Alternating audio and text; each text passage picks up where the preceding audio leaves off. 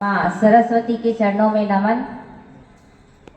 विद्यालय का गौरव परम आदरणीय प्राचार्य महोदया, हमारे विद्यालय का आधार स्तंभ सम्माननीय परम आदरणीय जोशी सर, उपस्थित शिक्षकगण और मेरे प्यारे बच्चों को मैं आज सुभाष चंद्र बोस की जयंती पर तथा पराक्रम दिवस के अवसर पर हार्दिक शुभकामनाएं देते हुए प्रातः नमन करती हूँ, वंदन करती हूँ, अभिनंदन करती हूँ।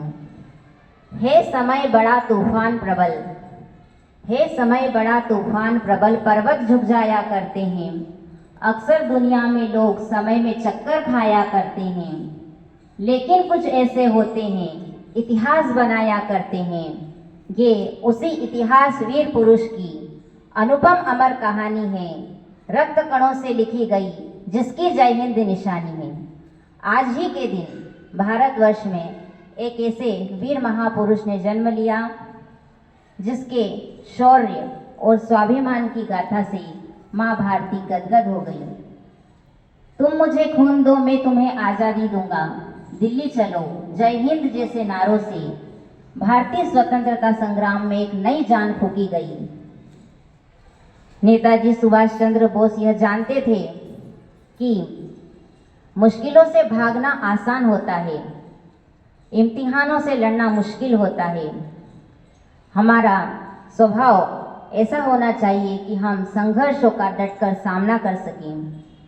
नेताजी सुभाष चंद्र बोस कहा करते थे कि मुझे यह नहीं मालूम कि स्वतंत्रता संघर्ष में कितने लोग जीवित रहेंगे, लेकिन मुझे इतना अवश्य पता है कि अंततः विजय हमारी ही होगी। नेताजी सुभाष चंद्र बोस कहा करते थे कि संघर्षों ने मुझे मनुष्य बनाया और मुझे संघर्षों का डटकर मुकाबला करना सिखाया, जिससे मेरे जीवन में मैंने आने वाली कठिनाइयों का डटकर सामना किया। उनके इन्हीं विचारों से हमें प्रेरित होकर आज हमें शौर्य और स्वाभिमान से देश की रक्षा करने के लिए सर्वस्व देश पर न्यौछावर कर देना चाहिए। इस इतिहास वीर पुरुष की बस इतनी अमर कहानी है, जिसकी जय हिंद निशानी है, जिसकी जय हिंद निशानी है।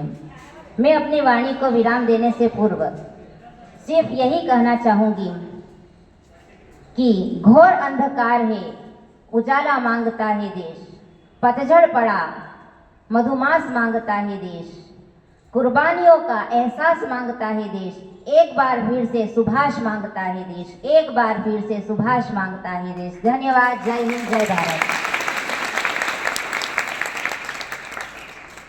तुम अपने विचारों को वश में रखो, क्योंकि यही तुम्हारी वाणी बनेंगे। तुम अपनी वाणी को वश में रखो, क्योंकि यही तुम्हारे कर्म बनेंगे। तुम अपने कर्मों को वश में रखो, क्योंकि यही तुम्हारी आदत बनेंगे। और तुम अपनी आदत को वश में करो, क्योंकि यही तुम्हारा चरित्र बनेंगे। और तुम अपने चरित्र को वश में रखो, क्योंकि यही तुम्हारा भविष्य बनेंगे। इन्हीं पंक्तियों के साथ मैं सामान्य ज्ञान के लिए लोकेश और भविष्य को आमंत्रित करती हूँ। तुम अपने विचारों को वश में रखो, क्योंकि यही तुम्हारा कर्म बनेंगे।